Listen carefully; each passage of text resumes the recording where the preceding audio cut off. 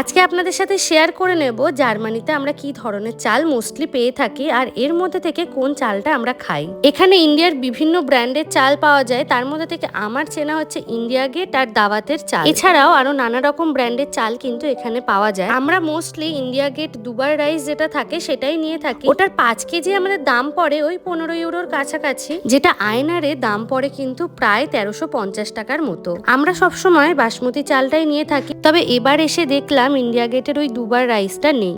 একটু খোঁজাখুঁজি চলছে যে কোন চালটা এবার নেওয়া যায়। এখানে কিন্তু গোবিন্দভোগ চালও পাওয়া যায়, তবে গোবিন্দভোগ চালটা বিক্রি হয় কিন্তু চিনি গুঁড়া রাইস নামে। দাঁড়ান, দাওয়াতের এই চালটার ওপরে দেখছি ভালো একটা ডিল চলছে।